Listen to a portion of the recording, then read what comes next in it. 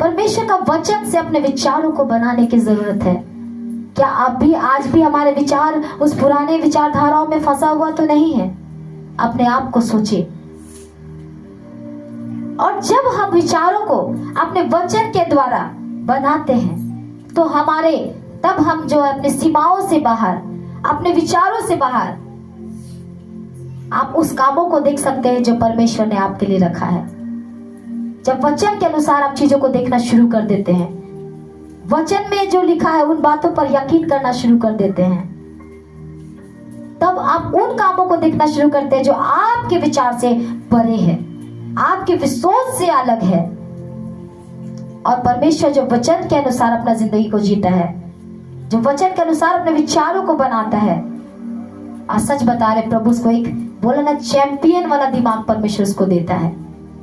उसको वैसा मानसिकता प्रदान करता है जब वो वचन के अनुसार वो सोचना शुरू कर देता है। जो दिख रहा है उस पर यकीन नहीं करता, पर उस पर यकीन करता है जो लिखा हुआ है। हालेलुया। जो उस पर यकीन करता है जो परमेश्वर ने कह दिया है अपने होठों के द्वारा। वो दिख नहीं रहा है पर कह दिया है परमेश्वर ने कि ये होगा, और उस बातों पर जो यकीन करता है कि ये बोला गया है तो ये होगा, ये बोला गया है तो ये होगा, और जो यकीन करता है परमेश्वर उसके हर एक को उन असंभव कामों में संभव को दिखलाता है जो उसने कभी सोचा भी नहीं था।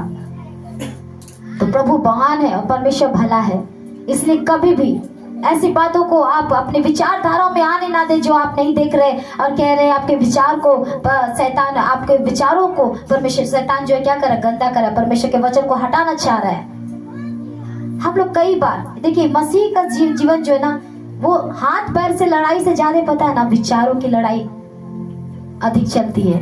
हाथ पैर का लड़ाई जो क्या है ना, अगर पति पत्नी में लड़ाई हो रहा तो अगल बगल आके छुड़ा देंगे, अगर माँ बाप में लड़ाई हो रहा है बच्चे छुड़ा देंगे, पड़ोसी में लड़ाई हो रहा है पत्नी छुड़ाएगी, पति से लड़ रहा है तो पत्नी, पत्नी से हो रहा है तो पति। आप लोग एक दूसरे से को बचाव करने के लिए वहां पे लोग दौड़ते हैं और बचाव कर लेते हैं, पर जब विचार की लड़ाई होती है कोई मदद नहीं कर सकता, कोई नहीं आएगा छुड़ाने।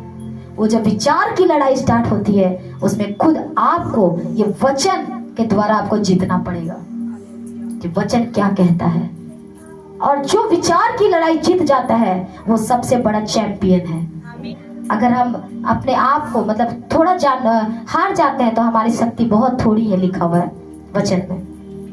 क्या आप बल का इस्तेमाल करते हैं जब आप विचारों से लड़ते हैं? आपका बल क्या है? हबक्कुक कहता है यहोवा तू मेरा बल का मूल है। और जब ऐसी हालात, देखिए वो अंजीर का लगाया कुछ फल नहीं मिल रहा है, दाखरस लगाया कुछ फल नहीं मिला, भेड़ खरीदा कि आशीष पाएंगे नहीं मिला, गाय खरीदा कि आशीष पाएंगे आशीष नहीं मिला, दूध नहीं हो रहा है गाय में। ये सब लिखा हुआ है कि थानों में गाय बैलो, ऐसे करके लिखा, कुछ आशीष नहीं मिला। तो भी कितने विचार से लड़ाई हो रहे होंगे, प्रभु क्यों हो रहा है मेरे साथ ऐसा? तो मैं जिस कामों में आशीष हाथ लगा रहा हूं उसमें मुझे सफलता क्यों मिल रहा है? प्रभु मेरे शरीर में इतनी तकलीफें क्यों है? प्रभु मेरे ही साथ क्यों? कई विचार आपके अंदर में कार्य करते हैं प्रियो, पर यह समय है कि अपने विचारों से युद्ध कीजिए। आप अपने विचारों से युद्ध कीजिए, क्योंकि वचन में लिखा है यहोवा मेरा बलमूल है। हालेलुया। और जब हम इस वचन को अपने विश्वास के अंगीकार से थामे रहते हैं प्रियो, ये विचारों के युद्ध आपको विजय दिलाता है। और फिर आप परमेश्वर के नजर में एक सिकंदर के समान और एक चैंपियन के समान आप खड़े होते हैं, और शैतान को अपने नजरों से आप हारते हुए देखते हैं प्रियो। हालेलुया। परिस्थिति बदलने लगती है जब हम विचारों से युद्ध करके हम विजय हासिल करते हैं। पर कई लोग इसी विचार से आज लड़ते लड़ते हार जा रहे हैं। वो दिखा नहीं रहे पर वो हार गए हैं। वो अभी भी दिखा रहे हैं कि हम अभी भी प्रार्थना में बहुत मजबूत है, अभी भी है, पर कहीं ना कहीं उसका विचार उसको हरा रहा है। युद्ध में वो जीत नहीं पा रहे हैं प्रियो। आप वचन को स्मरण करें, प्रभु के वचन में क्या लिखा है वो आपके लिखा है। वचन हमारे विचारों को बदल देना चाहिए। जब जिस समय से हम वचन को जानना शुरू किए, हमें अपने विचारों में बदलाव की जरूरत है।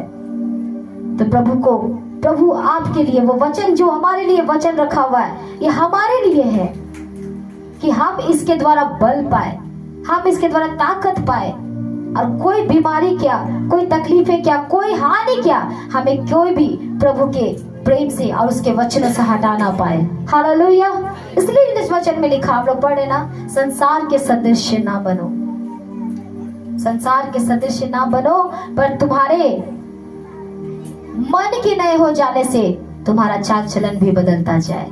मन तो नया हो गया, पर चाल और चलन को भी हमें नया बनाने की जरूरत है। तो प्रभु आपसे चाहता है कि अब ऐसा जीवन जिए वचन के अनुसार, जिसमें कि हमारा सब चीज में हम बदलाव को देखें और हम जीते, युद्ध करें और जीते। हालेलुया।